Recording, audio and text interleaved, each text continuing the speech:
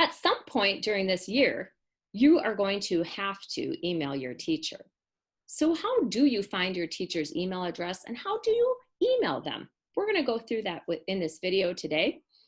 First of all, you need your teacher's email address to start off. You're going to want to go to the Anthony Middle School page. Click on the left-hand side. You see the yellow circle or oval. It is circling staff directory. You want to scroll down and find your teacher at the bottom. So let's say that our teacher is Mr. Miller. So you'll see that second down, it has his email address. So you can either highlight it and copy it, or if you know you're going to use it several times, you could always write it down as well.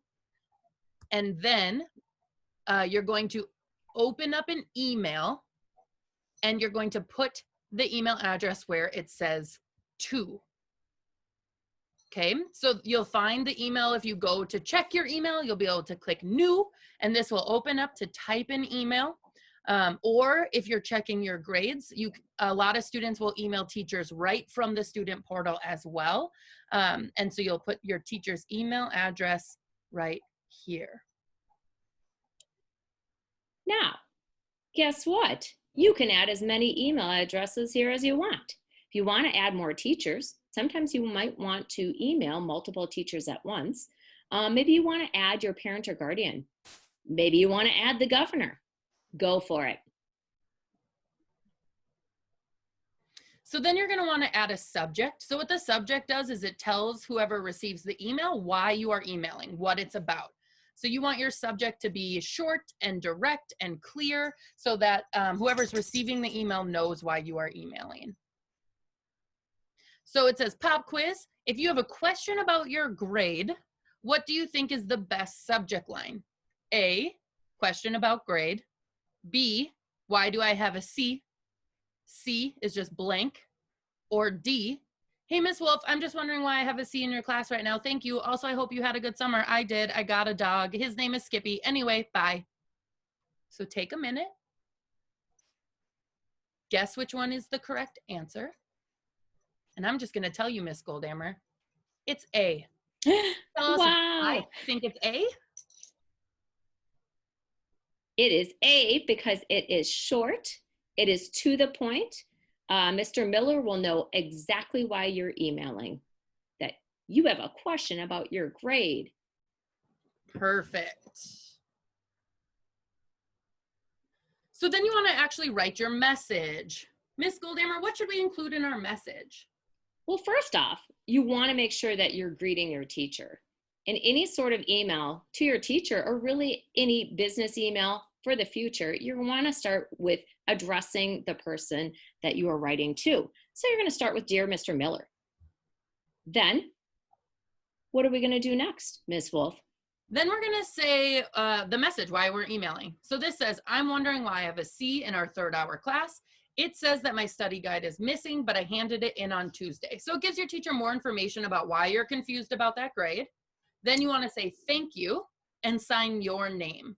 So you always want to make sure to thank somebody if you email them or write a letter, and then put your name at the end so they know who emailed. And you'll notice too, this student also mentioned what hour they have the class. That just helps your teacher sometimes find information more quickly. All right, we're going to go through a few emails or messages and what would be a kind of one that's unclear and how you could make that more clear when you're writing. So first off, I don't get this. That's the message that I wrote to a teacher. It's a little vague. So how we could improve that would be by saying, I don't understand what to do on the unit study guide, because then they know what this is, because they're not looking at what you're looking at. So it helps your teacher give you more specific information. So if I emailed and said, why do I have a C? Again, that's not really specific, and I'm not being proactive. I'm not showing that, hey, I want to improve my grade and I need more help from the teacher to do that. So I could say instead, I noticed I have a C. What can I do to improve my grade? Because then that helps your teacher know what you want to do in order to get your grade up. Then what am I missing? Again, it's a little vague. Your teacher might not know quite what you're talking about, or why can't you just look it up? So instead, maybe you're not sure how to look it up. So you could say something like, I'm not sure how to check my grades. Can you help me?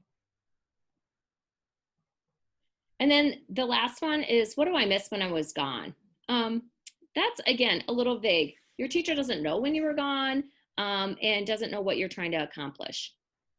This one is especially important during distance learning because since we don't have a seating chart, it might not always be clear to your teacher when you missed class or if you missed part of class or the whole class. So you want to make sure to be more specific again. So I was gone on Tuesday, April 3rd. Can you email me the assignment that I missed? So in general, you'll notice that all of these just give a little bit more information, and this will help just make sure that you can get a faster response from your teacher or a more thorough response so you don't have to go back and forth as many times, and then everyone is less stressed out. So let's practice. You are going to be doing an assignment. It's an advisory greeting email. So first up, if you go back to the beginning of this video, we showed you how to find your teacher's emails. So you're going to go ahead and find your advisory teacher on the staff directory on the Anthony website.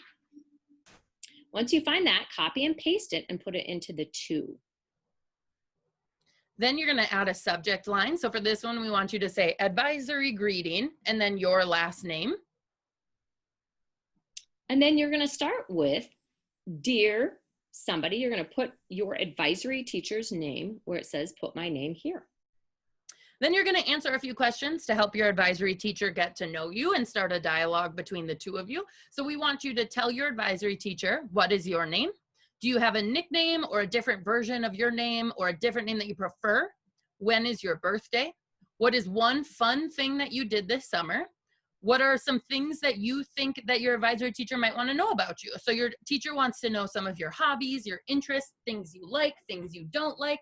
And then the last one is a would you rather question. So would you prefer to fly or be invisible and why?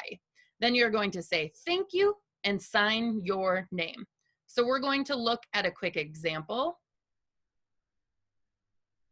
So again, this is to Peacock McCormick, who is the teacher. And then you have advisory greeting, Wolf. So Wolf is the student's name. And then it says, Dear Mr. McCormick. And then as the student, I answered all of my questions. So my full name is Kirstenza Wolf. For those of you who've had me, that's not true, but I just made that up. And then I prefer to be called Kirsten. People often pronounce it wrong, so I even include my advisory teacher in on how to pronounce the name Kirsten. Then I said I was born on December 8th. Something fun I did this summer for number 4 is that I went camping in the Boundary Waters. Then for number 5, I just listed a ton of things that I like and don't like. For example, I love to read. I don't like coconut. I love music. I think that our school schedule should include naps.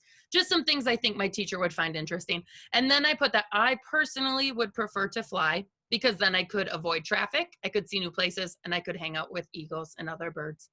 And then I wrote thank you, and then my name as the student, Kirsten Wolf. All right, now it's your turn. If you have any questions, make sure to contact your advisory teacher. This is an advisory assignment. It is good practice for the future. And if you have any questions, again, about how to find the email, what to write in the subject line, just watch this video again and you can review the information. Good luck.